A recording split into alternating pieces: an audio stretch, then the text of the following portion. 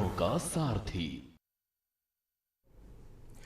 नमस्कार, मैं हूं मनोज मानस। हमारे स्पेशल बुलेटिन में आपका स्वागत है और सबसे पहले हम बात करेंगे शराब ने खत्म किया परिवार। ललितपुर में एक दर्दनाक पारिवारिक त्रासदी सामने आई है, जहां पति की शराब की लत और घरेलू विवाद से क्षुब्ध एक गर्भवती महिला ने अपने 3 बच्चों के साथ ट्रेन के आगे कूदकर आत्मघाती कदम उठा लिया।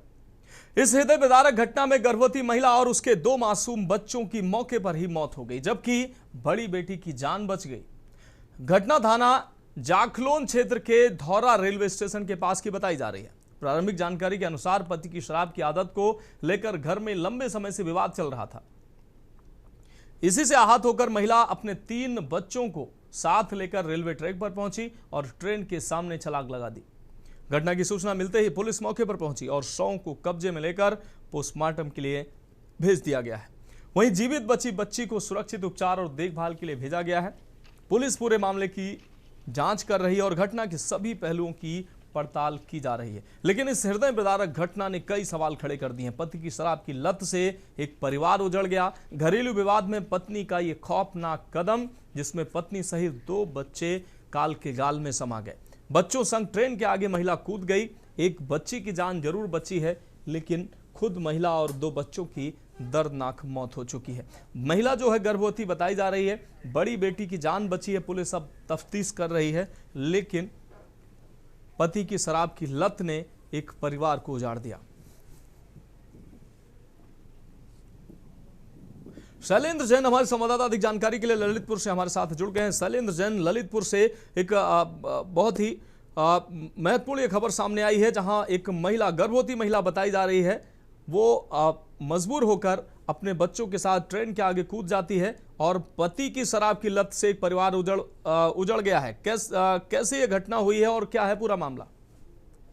जी, मैं बता दूं, ये ललितपुर जनपद के थाना जाखलोन अंतर्गत धौर्रा का है, जहां एक यादव परिवार में आज दिन शराब की लत को लेकर विवाद होता था, जिस कारण आज वो महिला वहां धौर्रा चौकी में उसकी शिकायत करने पहुंची थी, लेकिन वहां उसे संतुष्टि नहीं मिली।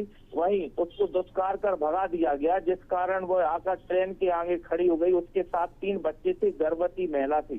तो जो बच्ची बड़ी थी वो पीछे चल रही थी और ये 2 बच्चों के हाथ पकड़े हुए थी और ट्रेन के आगे खड़ी हो गई।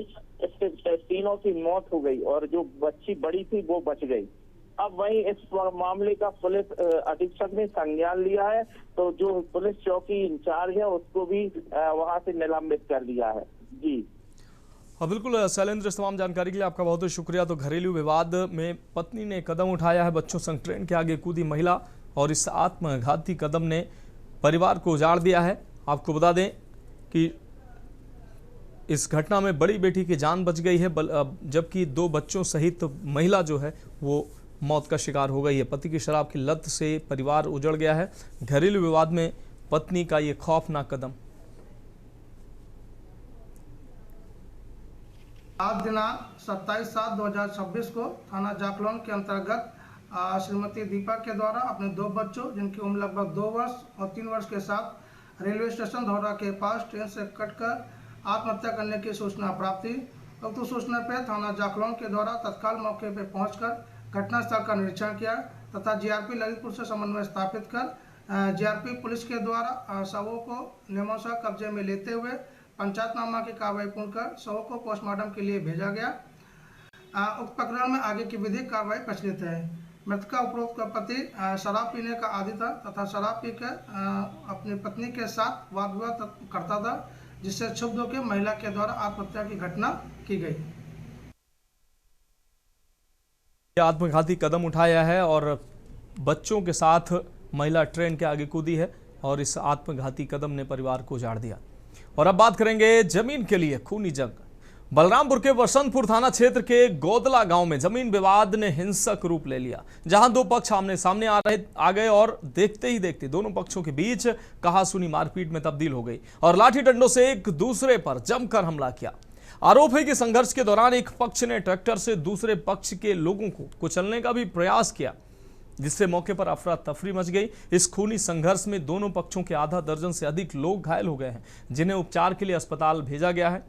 घटना की सूचना मिलते ही बसंतपुर थाना पुलिस मौके पर पहुंची और हालात को नियंत्रित में करते हुए दोनों पक्षों को शांत कराया। पुलिस ने घायलों का चिकित्सीय परीक्षण अस्पताल ले जाकर कराया और दोनों पक्षों की शिकायत के आधार पर गंभीर धाराओं में मुकदमा दर्ज कर लिया है। पुलिस का कहना है कि मामले की गहन जांच की जा रही है और जांच में जो भी तथ्य सामने आएंगे उनके आधार पर आगे की विधिक कार्रवाई की जाएगी।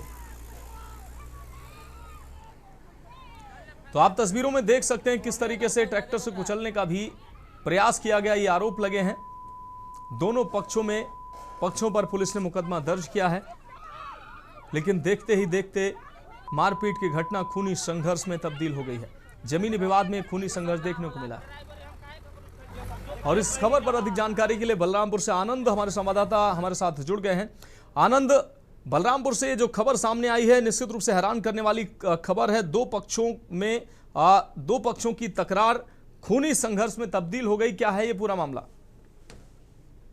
ये सर थाना बसंतपुर के क्षेत्रांतर्गत ग्राम गोंदला का है, जहां दो पक्षों में शासकीय भूमि को लेकर इनका विवाद हुआ है। और दोनों में एक पक्ष का कहना मेरा है, एक पक्ष का कहना कि मैं खेती करूंगा, जिसमें दोनों पक्ष में इसमें विवाद हुआ है और विवाद में लाठी डंडे भी चले हैं और ट्रैक्टर में कुचलने का भी प्रयास किया जा रहा था। आनंद, अगर देखा जाए ये दो पक्षों में जो विवाद हुआ, क्या पहले पुलिस को इसकी जानकारी नहीं दी गई या शिकायत थाने में या राजस्व विभाग में नहीं की गई? ये कहा सुनी और अचानक ये मारपीट में तब्दील हो गई? सर ये पहले भी इसमें विवाद जमीन भूमि को होता रहता था दोनों पक्ष का, जिसमें शायद पूर्व में भी शिकायत थाना में किया गया था इसमें। बिल्कुल आनंद मिश्रा, इस तमाम जानकारी के लिए आपका बहुत शुक्रिया। तो जमीन विवाद में खूनी संघर्ष देखने को मिला है और इस खूनी संघर्ष में कई लोगों को गंभीर चोटें आई। दोनों पक्षों के बीच चले लाठी डंडे आप देख सकते हैं। ट्रैक्टर से कुचलने का भी प्रयास के भी आरोप लगे हैं। हालांकि पुलिस ने मौके पर पहुंचकर दोनों पक्षों को शांत कराया और पुलिस ने गंभीर धाराओं में मुकदमा भी दर्ज किया है। तो जमीनी विवाद में खूनी संघर्ष देखने को मिला है।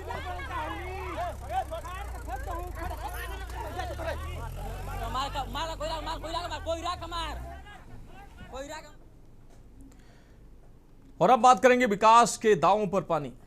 गाजीपुर के भदौरा ब्लॉक स्थित 12 गांव में विकास के दावों के बीच बदहाल व्यवस्था की तस्वीर सामने आई है। लगातार बारिश के बाद कब्रिस्तान जाने वाला मुख्य मार्ग जलभराव और कीचड़ से लबालब हो गया, जिससे ग्रामीणों को जनाजा तक घुटनों भर पानी के बीच से ले जाने के लिए मजबूर होना पड़ा। इस दौरान की जो तस्वीरें सोशल मीडिया पर वायरल हुई और वायरल होने के बाद प्रशासनिक व्यवस्था पर गंभीर सवाल खड़े हो गए हैं। ग्रामीणों का कहना है कि रेवतीपुर 12 मार्ग पर वर्षों से अधूरा नाला इस समस्या की सबसे बड़ी वजह है। हर बरसात में सड़क तालाब का रूप ले लेती है, जिससे न सिर्फ आम लोगों का आवागमन बाधित होता है, बल्कि अंतिम संस्कार और दफन जैसे संवेदनशील कार्यों में भी भारी परेशानी उठानी पड़ती है। मामला मीडिया के जरिए सामने आने के बाद जिलाधिकारी अनुपम शुक्ला ने तत्काल संज्ञान लेते हुए संबंधित अधिकारियों से रिपोर्ट तलब की है। उन्होंने 12 गांव के प्रशासक प्रधान से बात कर जल निकासी की तत्काल व्यवस्था सुनिश्चित कराने के निर्देश दिए हैं। साथ ही इस समस्या के स्थायी समाधान के लिए वर्ष 2026-27 की कार्य योजना में प्रस्ताव शामिल करने की बात कही। डीएम ने बताया कि जिले के कई क्षेत्रों से जनता दर्शन और IGRS के माध्यम से जल भराव की शिकायतें मिल रही हैं, जिनके समाधान के लिए आवश्यक कार्रवाई की जा रही है। देखिए, आपने जो मामला बताया है इसको संज्ञान में लेके जल निकासी की व्यवस्था की जाएगी। बाकी पूरे जनपद में ही बहुत जगहों पे जल निकासी की समस्या है। आए दिन इसकी एप्लीकेशन भी जनता दर्शन में और IGRS में आती है। तो मेरा आपके माध्यम से समस्त प्रशासक जो प्रधान हैं उनको ये कहना है कि अपने गाँव में जल निकासी की व्यवस्था सुनिश्चित कराएं, जिससे कि लोगों को आवागमन में दिक्कत ना हो। इसके साथ ही जो 26-27 की कार्य योजना है वो भी हम लोग जल्द ही जो है फाइनलाइज कर देंगे। तो मेरा सभी प्रशासकों से, प्रधानों से ये कहना है कि 26-27 की कार्य योजना में जल निकासी की जरूर आप कार्य योजना बना के उसको अनुमोदन हमसे करें। और इस खबर पर अधिक जानकारी के लिए हमारे संवाददाता इकरार खान हमारे साथ जुड़ चुके हैं। इकरार, गाजीपुर से जो तस्वीरें सामने आई निश्चित रूप से कई सवाल व्यवस्था पर खड़ी कर रही हैं। सिस्टम की लापरवाही की ये तस्वीरें साफ तौर पर सामने आई हैं। जनाजा निकालते ले जाते लोग घुटनों भर पानी में नजर आ रहे हैं। ऐसे में डीएम ने संज्ञान लिया है। क्या है पूरा मामला और डीएम ने संज्ञान इस मामले का लिया है? जी, मैं बता देना चाहता हूँ, गाजीपुर में विकास के दावों के बीच एक ऐसी तस्वीर सामने आई जिसने व्यवस्था पर सवाल खड़े कर दिए हैं। भदौरा ब्लॉक के 12 ग्राम सभा में जब कब्रिस्तान जाने रास्ता बारिश से, बता दूं कि लगातार बीच में बारिश हुई, उसके उस रास्ते में, हालांकि जैसे ही जानकारी सोशल मीडिया के माध्यम से जिलाधिकारी अनुपम शुक्ला को मिलती है, उससे तत्काल प्रभाव से वहाँ के प्रधान है, वहाँ के विगत अधिकारियों से वार्ता करके उस मामले को समाधान करने के लिए उन्होंने कहा। हालांकि जिलाधिकारी ने इस बात को भी कहा कि ये सब बड़ी संवेदनशील व्यवस्थाएं हैं, हालांकि कहीं न कहीं कुछ कमियां होगी जिसकी वजह से ऐसी चीजें हो गई, आगे ऐसी चीजें नहीं हो पाएंगी। जी हाँ बिल्कुल इकरार, इस तमाम जानकारी के लिए आपका बहुत बहुत शुक्रिया। तो जनाजा भी कीचड़ के सहारे,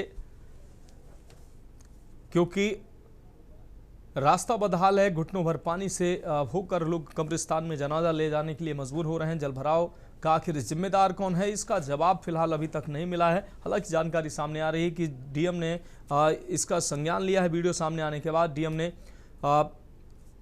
इस मार्ग के दुरुस्तीकरण के निर्देश दिए गए हैं।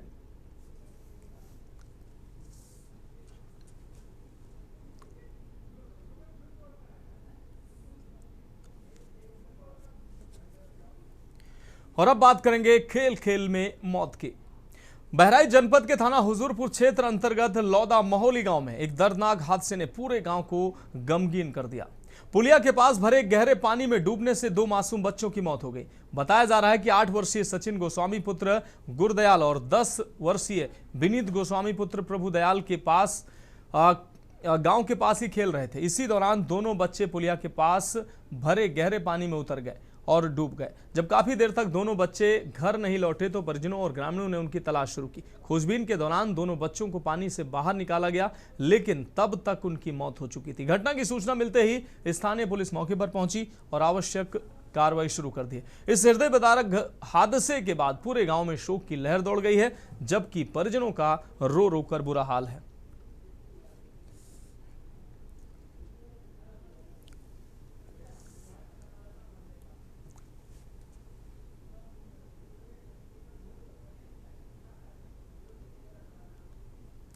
तो सूचना पर मौके पर पुलिस पहुंची है। पानी में डूबने से 2 मासूम बच्चों की मौत हो चुकी है। खेलते समय पुलिया के पास यह हादसा हुआ है। रामादल हमारे संवाददाता अधिक जानकारी के लिए हमारे साथ जुड़ गए हैं। रामादल, बहराइच में यह दर्दनाक हादसा हुआ है और इस हादसे ने कई सवाल हालांकि खड़े कर दिए। 2 मासूम बच्चे की मौत हुई है, कैसे हुआ यह हादसा? हुजूरपुर थाना क्षेत्र की घटना है, जहां गांव के पास एक पुलिया के पास में गहरा तालाब गड्ढा है, जिसमें गड्ढे में पानी था। बच्चे खेलते खेलते वो तालाब के पास पहुंचे और पुलिया से तालाब में ही दोनों बच्चे डूब गए। परिजनों ने काफी खोजबीन करने के बाद में ग्रामीणों के द्वारा जब तालाब में खोजबीन किया गया तो दोनों बच्चों के शव बरामद हुए। सूचना पाकर वो स्थानीय पुलिस मौके पर पहुंची और बच्चों को कब्जे में लेकर पोस्टमार्टम के लिए भेज दिया है। हालांकि तालाब पुलिया जो था, पुलिया का बना हुआ तालाब था, उस गड्ढे का मामला था, इसी वजह से एक बड़ा हादसा हुआ है और गांव में शोक की लहर दौड़ गई है। बिल्कुल रामादल, इस तमाम जानकारी के लिए आपका बहुत शुक्रिया। तो पानी में डूबने से 2 बच्चों की मौत हुई है। फिलहाल खेलते समय पुलिया के पास यह हादसा बताया जा रहा है, लेकिन इस घटना के बाद गांव में मातम पसरा हुआ है। परिजन बेहाल नजर आ रहे हैं क्योंकि 2 मासूम बच्चों की मौत से पूरा गांव सदमे में है। सूचना पर पुलिस भी मौके पर पहुंची।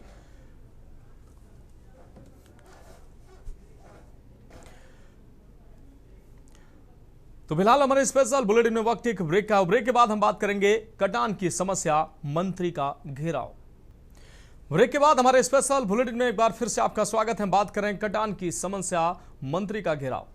बलिया जनपद के शिवपुर दियर नंबरी में कटान की समस्या को लेकर धरने पर बैठे स्थानीय लोगों का अनशन तोड़वाने गए यूपी सरकार के परिवहन मंत्री दयाशंकर सिंह का स्थानीय लोगों ने घेराव कर दिया, जिसका वीडियो सोशल मीडिया पर जमकर वायरल हो रहा है। नाराज ग्रामीण मंत्री दयाशंकर सिंह से कटान रोधी कार्यों सहित विकास कार्यों के वादों का मौखिक आश्वासन नहीं बल्कि लिखित रूप में देने की मांग करने लगे। हालांकि मंत्री दयाशंकर सिंह ने धरना स्थल पर पहुंचकर धरने में शामिल लोगों की सभी मांगों को मानते हुए उसे जल्द पूरा करने का आश्वासन दिया, लेकिन कार्यक्रम से बाहर निकलने के दौरान स्थानीय महिलाओं और ग्रामीणों की नाराजगी का मंत्री दयाशंकर सिंह को भी सामना करना पड़ा। वीडियो में देखा जा सकता है कि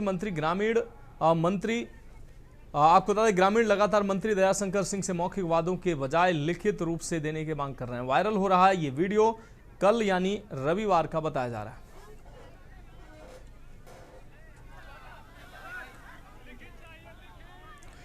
और इस खबर पर अधिक जानकारी के लिए बलिया से हमारे संवाददाता कृष्णकांत पांडे हमारे साथ जुड़ चुके हैं।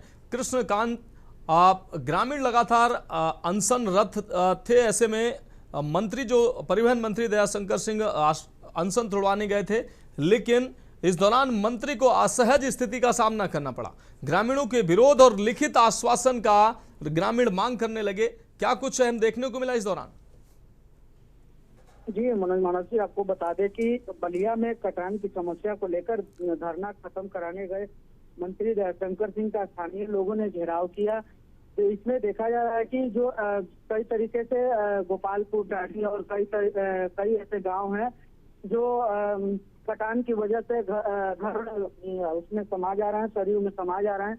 इसी चीज को लेकर कई जो ग्रामीण हैं और जो महिलाएं हैं मंत्री दयाशंकर सिंह से अपनी बात को लेकर कहने की कोशिश की।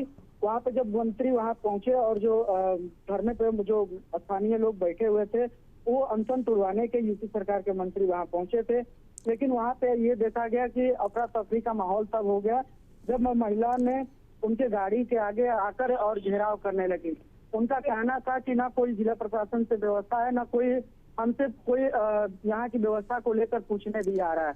इसी चीज को लेकर मंत्री का घेराव किया गया और वही महिला लगातार देखा जा रहा है, वीडियो में भी वायरल हो रहा है कि वो गाड़ी के सामने आ जा रही हैं और नारेबाजी भी कर रही हैं। जी हाँ बिल्कुल कृष्णकांत, लेकिन इस दौरान कटान पीड़ित पहले से ही लगातार वो उनकी पीड़ा है। ऐसे में मंत्री दयाशंकर सिंह जब पहुंचे तो जिस तरीके से वो आश्वासन दे रहे थे, ग्रामीणों को उनके आश्वासन पर भरोसा नहीं हुआ, इसलिए शायद ग्रामीण लिखित आश्वासन की मांग कर रहे थे। महिलाओं ने भी मंत्री का घेराव किया। जी ये मतलब जो वहाँ मंत्री पहुंचे और गाड़ी से उतरे और गाड़ी से उतरने के बाद उन्होंने आश्वासन दिया, लेकिन वहाँ के जो महिला है और स्थानीय लोग हैं, ग्रामीण हैं, वो संतुष्ट नहीं थे। उनका कहना था कि मौखिक रूप से ये आश्वासन न दिया जाए या लिखित दिया जाए या अधिकारियों को बुला के जायजा लिया जाए। जी हाँ बिल्कुल कृष्णकांत, इस तमाम जानकारी के लिए आपका बहुत शुक्रिया। तो अनशन तोड़वाने पहुंचे थे परिवहन मंत्री दयाशंकर सिंह। इस दौरान ग्रामीणों के विरोध का सामना करना पड़ा। ग्रामीणों ने लिखित आश्वासन की मंत्री महोदय से मांग की, क्योंकि मंत्री महोदय लगातार आश्वासन तो दे रहे थे, लेकिन ग्रामीणों ने कहा कि नहीं, उनको अगर आश्वासन देना है तो लिखित में दीजिए। ऐसे में असहज स्थिति का सामना मंत्री महोदय को करना पड़ा।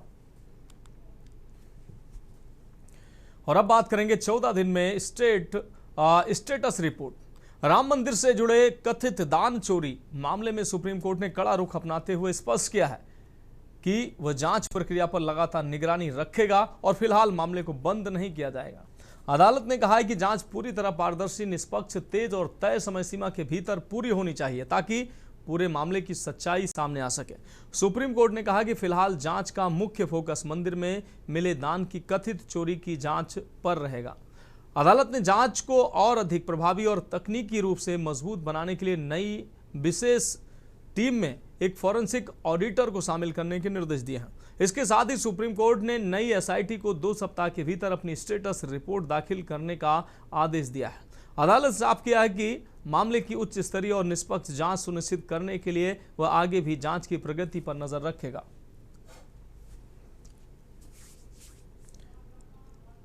और आरपी सिंह हमारे संवाददाता अधिक जानकारी के लिए हमारे साथ जुड़ गए हैं। आरपी, दान चोरी मामले को लेकर सुप्रीम कोर्ट ने जो है एसआईटी में फॉरेंसिक ऑडिटर को शामिल करने के निर्देश दिए, साथ ही 2 सप्ताह के भीतर रिपोर्ट जो है उसको सामने लाने की बात कही है। क्या कुछ अहम इस दौरान और देखने को मिला है? जी आपको बताया चले, इसमें जितने भी आरोपी पाए गए हैं उनकी भी निष्पक्ष जांच होनी चाहिए और मतलब जितनी चीजें हैं वो एकदम स्पष्ट रूप से आने चाहिए। और 2 हफ्ते का समय दिया है पूरी तरीके से कि जितने लोग इसमें लिप्त पाए गए हैं या फिर दोषी पाए गए वो तो है ही है, और भी निष्पक्ष जांच हर बिंदुओं पर इनकी जांच हो, पहल हो। कारण यह है कि निर्दोष व्यक्ति इसमें शामिल न किए जाए। पूरी तरीके से जो आपकी जो है हाई कोर्ट सुप्रीम कोर्ट जो निर्णय दिया है पूरी तरीके से आज यहाँ पे सुनवाई थी, उनको भी 14 दिन की रिमांड बढ़ा दी गई है। 10 तारीख को जो यहाँ पे जो लोग थे, मतलब जो 8 लोग जो आरोपी थे आज कोर्ट में पेश हुए हैं और उनको जो है 14 दिन की रिमांड फिर बढ़ा दी गई है। 10 तारीख को फिर उनको कोर्ट में पेश होना है। तो कहीं ना कहीं जांच को लेकर के यहाँ भी ड्यू डेट बढ़ाए जा रहे हैं कि कानून जितनी जांचें हैं पूर्णतया निष्पक्ष हो, एसआईटी की जांच भी निष्पक्ष हो, उसको लेकर के और सुप्रीम कोर्ट खुद निगरानी इसका कर रहा है कि कोई दिक्कत ना होगी। हाँ बिल्कुल, जिस तरीके से आरपी सिंह सुप्रीम कोर्ट ने साफ तौर पर 14 दिन में स्टेटस रिपोर्ट दाखिल करने को कहा है, दूसरी तरफ सुप्रीम कोर्ट ने साफ तौर पर कहा कि वो लगातार इस विषय पर निगरानी भी रखेगा और मामला अभी खत्म नहीं हुआ है, खत्म नहीं होने जा रहा है। जी आपको बताया चले कहीं ना कहीं वो पूरी तरीके से निगरानी बनाए हुए हैं। जो चीजें अभी बाकी बची है वो भी निष्पक्ष चाहता है जांच के रिपोर्ट में खुलासा हो और पूरी तरीके से निष्पक्ष जांच आवे, क्योंकि हर आदमी पहले जो निष्पक्ष बैठा था वो भी सुप्रीम कोर्ट जाना चाह रहा था। इनको एसआईटी में भरोसा नहीं है, कहीं ना कहीं जांच में भरोसा नहीं है, तो उसको कहीं ना कहीं उनको भी संतुष्टि मिल जाएगी और जो भी जांच होगी पूरा निष्पक्ष जांच होगी उसके लेकर के सुप्रीम कोर्ट पूरी तरह से तैयारी कर रहा है और जो है 14 दिन के लिए और बढ़ाई गई है। जी बिल्कुल आरपी, इस तमाम जानकारी के लिए आपका बहुत बहुत शुक्रिया। तो नई एसआईटी में फॉरेंसिक ऑडिटर होगा शामिल, 14 दिन में स्टेटस रिपोर्ट दाखिल करने के निर्देश सुप्रीम कोर्ट ने दिए हैं। तो फिलहाल हमारे स्पेशल बुलेटिन में अभी के लिए इतना ही, मुझे दीजिए इजाजत और आप देखते रहिए के न्यूज़ इंडिया।